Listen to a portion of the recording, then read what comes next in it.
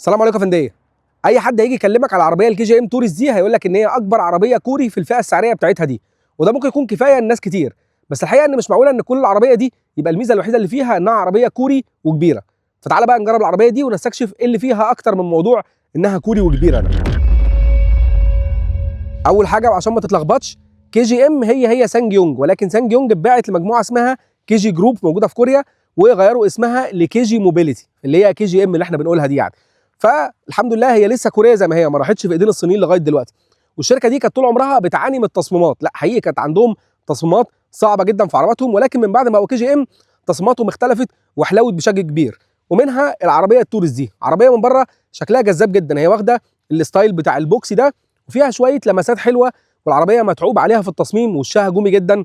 عاملين الرافعات اللي موجوده في الكبوت من فوق دي زي العربيات الهامر القديمه، والهوك الاحمر اللي قدام ده، والجنوط ال 18 اللي في الجنب. في العربيه فيها شويه لمسات حلوه جدا، حتى الحاجات السيلفر اللي موجوده في المرايه موجوده في الجنب دي حسنت من شكل العربيه. العربيه دي بقى ميد سايز كروس اوفر، عربيه كروس اوفر متوسطه الحجم، وفيها ثلاث فئات اسعارهم مليون 450، مليون 585 ودي اللي احنا بنجربها النهارده، ومليون 739 الف جنيه. فالعربيه عشان كده بيتقال عليها دايما ان هي اكبر عربيه كوري في السعر ده، لان مفيش حاجات كوري ثانيه ميد سايز موجوده في السعر ده. فالعربيه شكلها حلو من بره ومن جوه، ولكن فيها تفاصيل تانية كتير هنتكلم عنها. بس بص اللون بتاع العربيه ده شكله حلو جدا. لو عايز بقى تجيب العربيه اللون ده او اي عربيه تانية باي لون تاني وعايز تحافظ على الدهان بتاعها، ممكن تبص على اللينك تحت بتاع كاربرجيني، تعرف عندهم اكتر على افلام الحمايه، بيقدموا خدمه احترافيه، عندهم خبره كبيره في تركيب افلام الحمايه ومعالجه الدهان بتاع العربيه، بيقدموا الخدمات دي من كذا براند في فئات سعريه مختلفه، فممكن تعرف عندهم اكتر عن الخدمات اللي بيقدموها دي، وتشوف الفروع بتاعتهم الموجوده في القاهره، وموجوده في زايد، وموجوده في المنصوره، وموجوده في دبي، وموجوده في الرياض، وهتلاقي عندهم تفاصيل تانية كتير ازاي تحمي الدهان بتاع عربيتك. تعالى بقى نبدا الاول بسواقه العربيه الكي جي ام توريس دي عامله ازاي. بص مبدئيا انت اول ما تخش العربيه هتحس بالوسع ما شاء الله. اولا القعده العاليه جدا في العربيه من هنا، مهما وطيت الكرسي بتخليك حاسس ان انت قاعد عالي جدا وشايف كل حاجه، وفي نفس الوقت ارتفاع السقف وبعده عن راسك بيخليك تحس ان انت مش قاعد في مكان ضيق. العربيه واسعه جدا من جوه.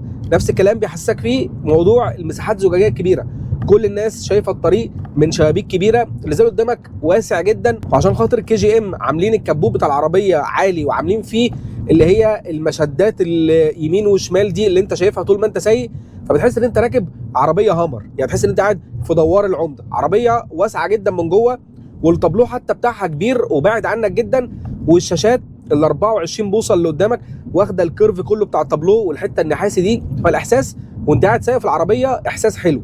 وفي نفس الوقت انت ما تبقاش متوقع ان العربيه دي فيها اداء كويس لانها عربيه كبيره وضخمه، ولكن بتتفاجئ. العربيه فيها موتور 4 سلندر 1500 سي سي تربو، بيطلع قوه 163 حصان وعزم 280 نيوتن متر، ومتوصل بفتيس اوتوماتيك عادي من 6 سرعات من ايسي. فمنظومه حركه اعتماديه عاديه من اللي الناس بتحبها في العربيات الكوري. والاداء المفروض من 0 ل 100 كيلو التسارع الرسمي في حدود من 9 ل 10 ثواني، ولكن التسارع الحقيقي احسن من كده. وهحط لك التجربه الواقعيه على الشاشه اللي طلعت معانا عامله كام بالظبط. الفكره ان شخصيه العربيه دي شخصيه عائليه بامتياز، يعني العربيه معموله في كل حاجه انها تكون عربيه عائليه لشخص عايز حاجه واسعه وكبيره ومريحه، فما بتبقاش مستني منها الاداء، ولكن عربيه ادائها ممتاز جدا.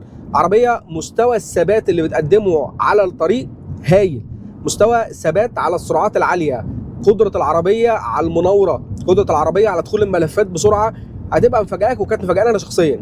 طبعا كده كده في تمايل في جسم العربيه فيها شويه بادي رول بتحس بيه في الملفات لما بتقرص عليها، ولكن العربيه توجيهها ممتاز، بتروح مكان ما انت عايز بالظبط، استجابتها للملفات ممتازه، استجابتها للمناوره ممتازه، وبتعرف فعلا تسيطر عليها في كل الاحوال. وفي نفس الوقت ما بتبقاش خايف من حجمها الكبير، تحس كانك بتتفرج على مشهد لفيلم فيه محمد ممدوح تايسون، وانت شايف ان هو في الخناقه اخره ان هو يخش يضرب ويطلع، بس تلاقيه فجاه بيجري جدا وبيعمل مشهد باركور ما كانش متوقع منه خالص. العربيه دي كده حجمها ما يقولش انها بتاعت جري وبتاعت مناوره وكلام من ده، ولكن لما بتركبها بتتفاجئ انها بتعمل الحاجات دي عادي. حاجه تانية ان استجابه العربيه في الموتور والفتيس حقيقي جميله، ناعمين جدا في الاداء، سلاس جدا في الاستخدام اليومي، وفي نفس الوقت استجابتهم سريعه لما بتيجي تدوس عليهم في اي وقت، حتى لو انت محمل عربيه وطالع على مطلع، حتى لو انت ضد الهواء العربيه لازالت بتجيب معاك. والمفروض ان السرعه القصوى في العربيه 190 كم في الساعه، ولكن العربيه بتطلع على سرعات اكتر من كده، وحتى تسارعها فوق ال 100 ممتاز. على الجانب الاخر بقى عندك استهلاك البنزين. استهلاك البنزين في العربيه كان غريب جدا. التنكين اللي انا استخدمتهم، اول تانك فيهم كان عامل متوسط استهلاك تقريبا من 7.5 ل 8.5 لتر. تاني تانك استخدمته وده ما كنتش قارص فيه زي الاولاني، والاستهلاك معايا كان طالع من 8.5 ل 9.5. فهناخد على الاستهلاك الثاني. العربيه متوسط استهلاك البنزين بتاعها من 8.5 ل 9.5 لتر، فده متوسط او فوق المتوسط بشويه. فيما دون ذلك عزل الصوت في العربيه من جوه كويس الى حد كبير، يعني ياخد 7 8 من 10. ما بتسمعش اصوات تفاعل العفشه مع الطريق بشكل مستفز، وما بتسمعش الضوضاء الخارجيه حواليك، وحتى صوت الهواء مش مسموع عالي. اداء التكييف كويس قوي، ولكن انا كنت في ايام برد فما استخدمتش التكييف استخدام قاسي، ولكن توزيعه للهواء وتبريده العربيه بيبقى دايما سريع. وكده بقى احنا خلصنا كل جوانب الاداء تقريبا. تعالى بقى نركن ونتكلم عن العربيه من بره شويه. طبعا بما انها عربيه عائليه، فمن اهم الحاجات اللي فيها المساحات اللي موجوده جوه. العربيه تاخد عيله 5 افراد مرتاحين جدا. المساحات اللي موجوده قدام واسعه جدا، المساحات اللي في الصف الثاني برده واسعه جدا، تاخد فردين او 3 مرتاحين، ولكن في نفق فتيس في النص، فخلي بالك اللي يقعد في النص ده محتاج يعمل رجله يمين وشمال عشان خاطر يبقى قاعد مرتاح شويه. ولكن ارتفاع السقف عالي فبيدي برده احساس بان المساحات كبيره. العربيه فيها مساحات تخزين كتيره جدا جوه العربيه، وكبيره جدا برده جوه العربيه، وبتستفيد قوي من موضوع انها ميد سايز ده، في ان الشنطه بتاعتها هي الاكبر في الفئه دي 703 لتر، ولو قفلت الكراسي اللي في الصف الثاني بتوصل معاك لاكتر من 1300 لتر، فمساحه تخزين كبيره جدا جوه العربيه. وعلى مستوى التجهيزات الداخليه فانت عندك شاشتين 12.3 بوصه، واحده للعدات واحده رئيسيه، فيها اندرويد اوتو ابل كار بلاي بس واير، لازم توصل سلك. وعندك فتحه سقف موجوده في العربيه، وموجوده حتى في الفئه الثانيه اللي موجوده هنا. وعندك كراسي جلد.